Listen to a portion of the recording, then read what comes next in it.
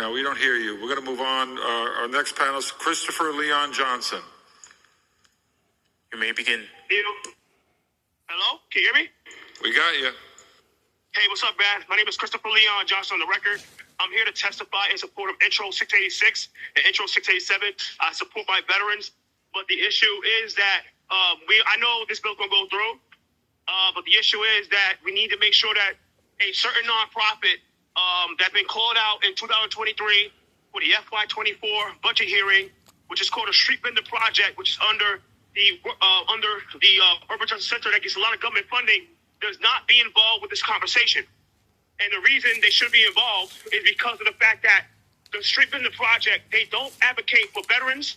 They don't advocate for street vendors. They act like they advocate for street vendors, but they don't. All they do is they put street vendors in more danger than people think that they don't say they do. They put the street vendors in danger because what they do is they protect criminals. They protect the same people that the veterans was complaining about, like the people that have like 3-4 carts that park out 24 hours without washing themselves, don't take a shower, have dirty water and stuff like that. That's the reason why. We need to make sure that the Street Vendor Project does not get involved in this conversation. There's a lot of corruption that happens in the street vendor industry. There's a few people that could talk to you about that, like Raul Rivera. You should ask him about that because he's been out there fighting for this industry, fighting for the veterans. He's busy today. You should ask him, Bob, about the street vendors, what they go through. But there's a lot of corruption that goes on. And the big issue is that they got corrupt nonprofits like Street Vendor Project that protects these people. At the same time,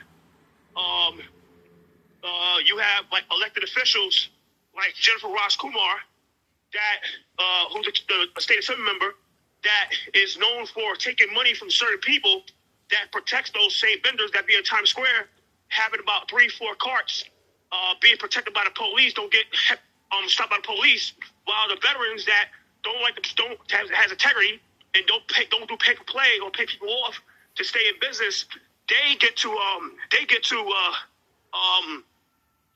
do what they do. They get harassed.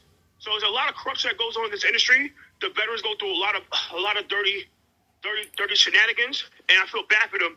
I know that the city council is really weak to fix this issue with the veterans because majority of the city council, excluding the Common Sense Caucus, and Oslo Police and Sean Abreu, they don't care about the veterans at all. They only care about appeasing these nonprofits like the Street Vendor Project and appeasing corrupt elected officials like Sandy Nurse and Shahana Hanif and the Progressive Caucus.